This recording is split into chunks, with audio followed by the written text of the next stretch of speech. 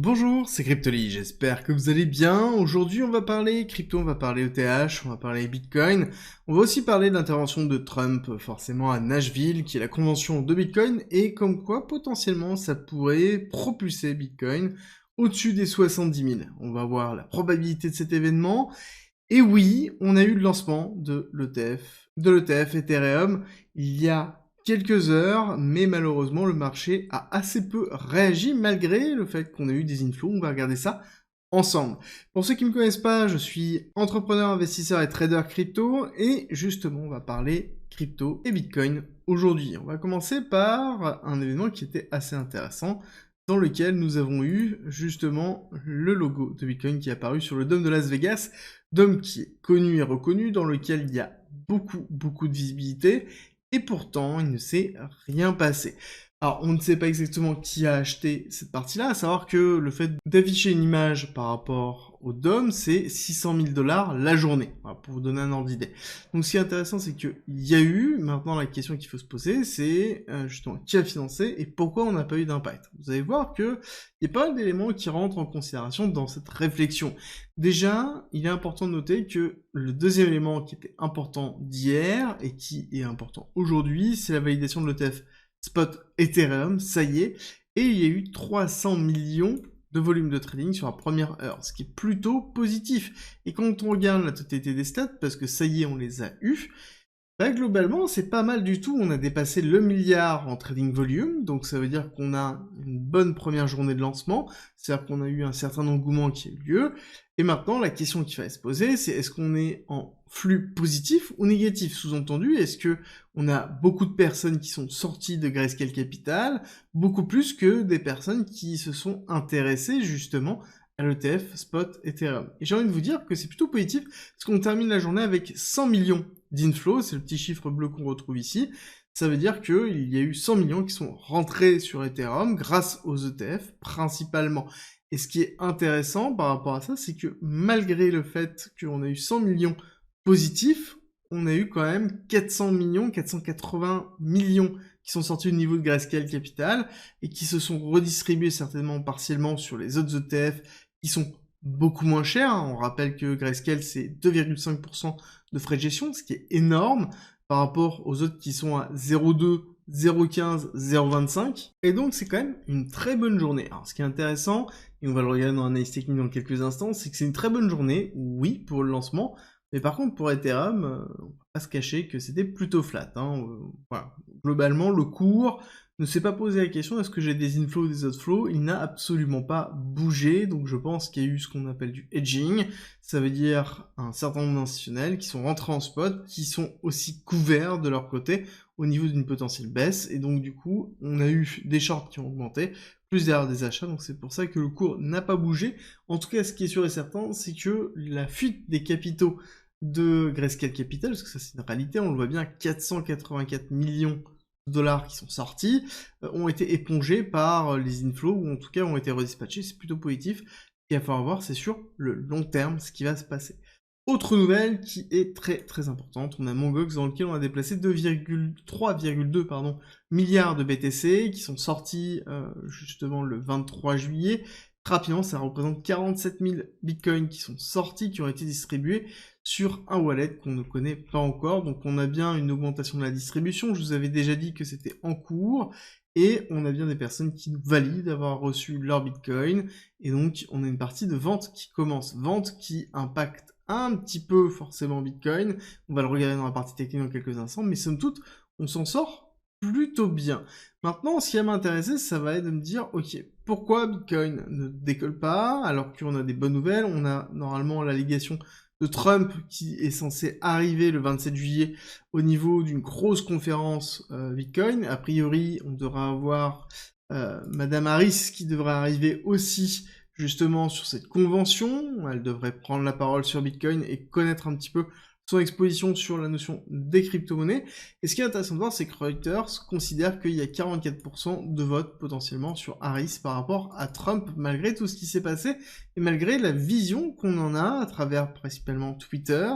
Twitter, quand on regarde uniquement Twitter et qu'on compare par exemple avec Reuters ou Bloomberg, on a quand même une différence de traitement de l'information assez fort. Maintenant, qui dit vrai? C'est la grande question. Le seul moyen, ce sera de voir, suite aux élections, ce qui restera. Dans tous les cas, c'est sûr, c'est que Harris a beaucoup plus de chances que Biden de pouvoir contrer Trump. En tout cas, c'est la représentation des démocrates par rapport à ça. Et je pense qu'il y a une réalité derrière de se dire que, en effet, Biden n'était plus apte, tout simplement, à être en course pour les prochaines élections. En tout cas, ici, au niveau de la finance traditionnelle, on voit que on a eu des nouvelles qui sont plutôt moyennes, mitigées sur les ventes de logements. Ok, mais ce qu'on attend vraiment, c'est aujourd'hui PMI manufacturier, donc on risque d'avoir un petit peu de mouvement parce que clairement, ça n'a pas trop bougé au niveau du Nasdaq cette semaine. On a ravalé une grosse partie de la bougie qui avait commencé principalement à cause des earnings dans lequel on a Tesla qui est pas forcément extraordinaire. Au niveau du chiffre, on est plutôt bon, mais au niveau des BPA, donc c'est-à-dire les bénéfices par action, on est en dessous, mais ce qui est en même temps logique parce que Tesla a annoncé de toute façon, dans tous les cas, rentrer dans une phase d'investissement massive pour le développement de nouveaux produits, et on a Alpha, donc c'est-à-dire Google, qui est présent, est toujours très bénéficiaire.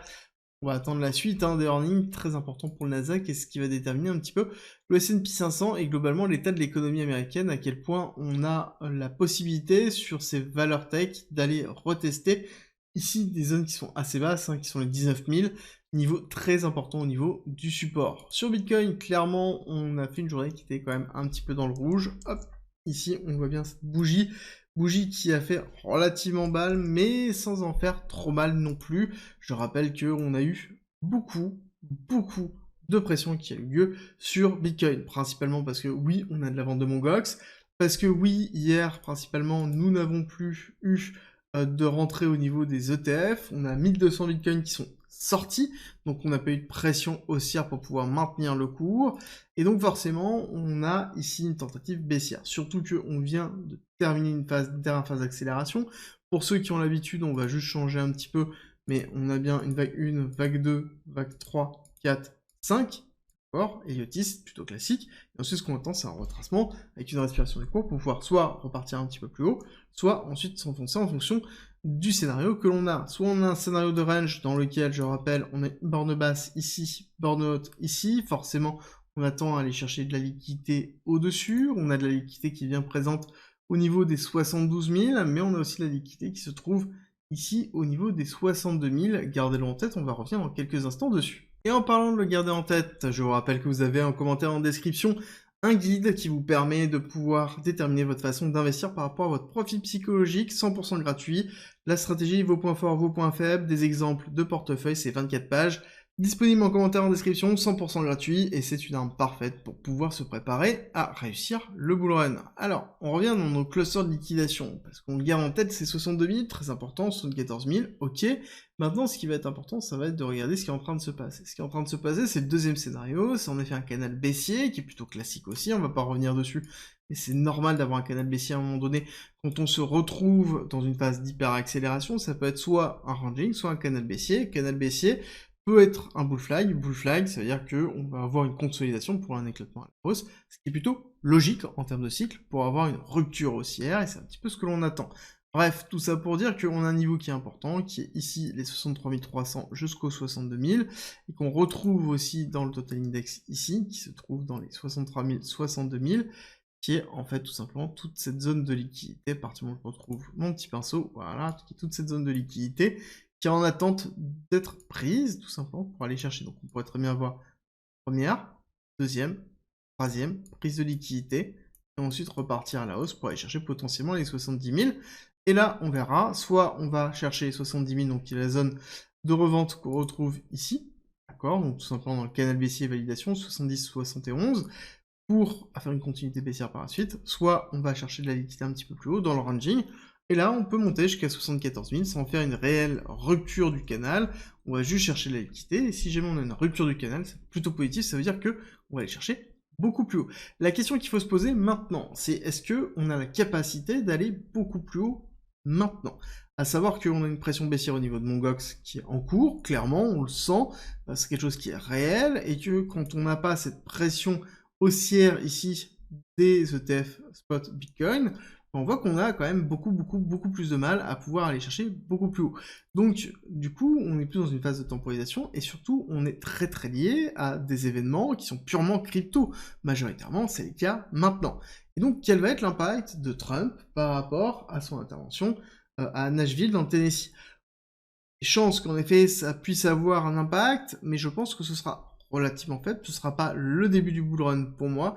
Le début du bull run, le début de cette phase d'hyper-accélération que l'on connaît suite au halving, suite à la rupture de la TH, pour moi elle est en temporisation et elle va arriver sur la fin 2024 avec d'autres événements qui vont être beaucoup plus macro et surtout suite à l'élection américaine. Je pense que c'est vraiment un élément qui est important, que ce soit Kamala Harris ou que ce soit justement Trump, peu importe, dans tous les cas, il faut que ça change, il faut que ça évolue sur la réglementation, c'est quelque chose qui est en cours.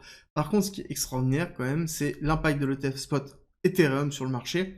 Bah, c'est flat, clairement c'est flat, et on va pas se cacher que Ethereum était en sous-performance du marché depuis déjà relativement longtemps. Bon, on se confirme que l'ETF spot Ethereum, pour l'instant, ne change pas ça. On est bien en sous-performance.